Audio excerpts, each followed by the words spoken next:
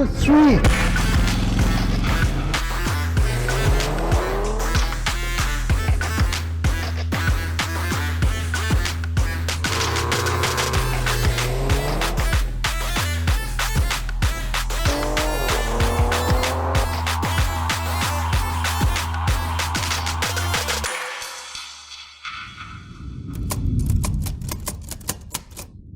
Welcome back to my educational lab.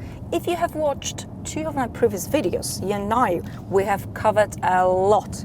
Best for last, today we'll focus on driving dynamics and we'll determine if you should in fact consider an EV for your next car.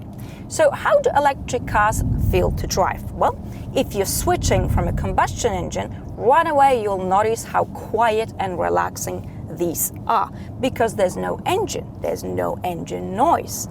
On the motorway, when you pick up some speed, you will have some tire and wind noise, especially if you're driving a large SUV with big tires. But quite frankly, in a premium Genesis like this one, there isn't much of it.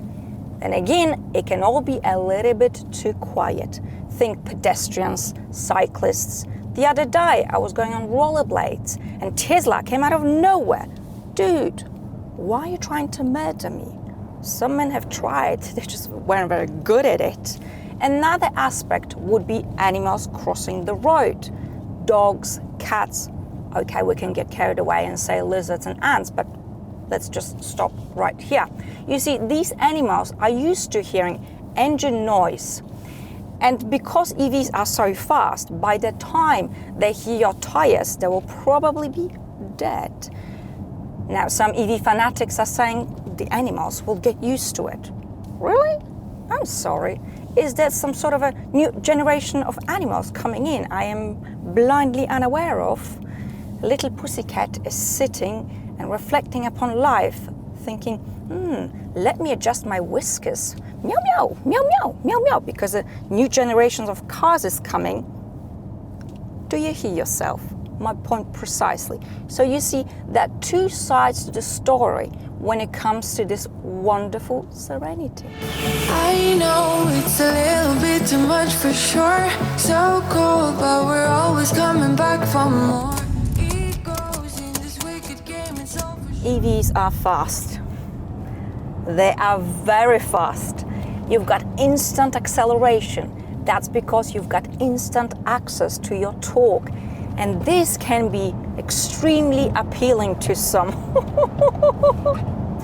Unlike with a combustion engine, where it's all a little bit theatrical with the sound, with the revs.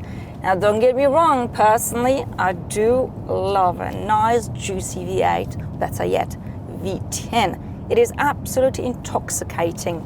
Some people tell me, Anna, you're swinging to the EV side.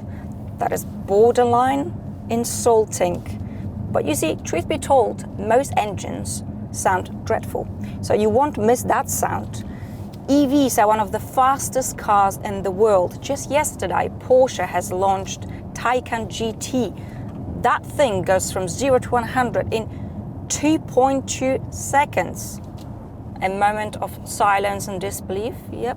But this is our reality. Just a few months ago, I was driving Audi RS e-tron GT on a bumpy road. I have managed to go from 0 to 100 in 3 seconds. It's fun, but it's also brutal. I mean, acceleration and speed, strong selling points for electric cars. But then again, it's a little bit like a lighter or matches in kids' hands.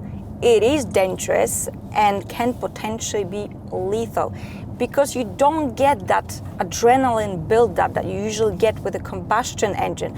You just slam on the throttle and you're there. Now, acceleration here is not only rapid, it is also very smooth. That's because we've got a 1-speed automatic gearbox. In comparison, a combustion engine car can have as many as 10 gears. That is a lot of gears to get through. Some sporty EVs like the Porsche Taycan have 2 gears. Still, 1-2 gears versus 10 gears, it really isn't a battle. An EV will always be far more superior in terms of smoothness and silkiness. So we've got no engine, but we do have a motor, which is our leader. It drives the car. So some EVs have just one single motor that drives the front or back wheels, but it is very common nowadays to have dual motor. One drives the front, the other one drives the back wheels, which makes the car an all-wheel drive. Perfect if you're driving in snowy and or very slippery conditions. 2 a.m. in the morning, I'm in my story smoking, catching my breath. I can feel my skin burning. So batteries in EVs, weight-wise, start from heavy to very heavy. Just to give you an idea, a battery in a large SUV can weigh as much as nearly 1 ton. That is a weight of a small sports car, like Porsche Boxster or the French Alpine. And you see, being light is great, especially in a twisty road, because you can be nimble and nifty. Cars are very much like people, and don't let the reality offend you. They are working on making the batteries smaller and lighter, but this is a work in progress, and it seems to be taking forever. As of today, no EV will handle the road as good as a combustion engine car. And I'm talking side-by-side comparisons. So for example, the petrol version of this G80 will just be far more superior in terms of handling, simply because it's lighter. This is especially applicable to sports cars though, because it's all about the weight. And as we know, fun truly begins when we start to strip down. Did I just say that?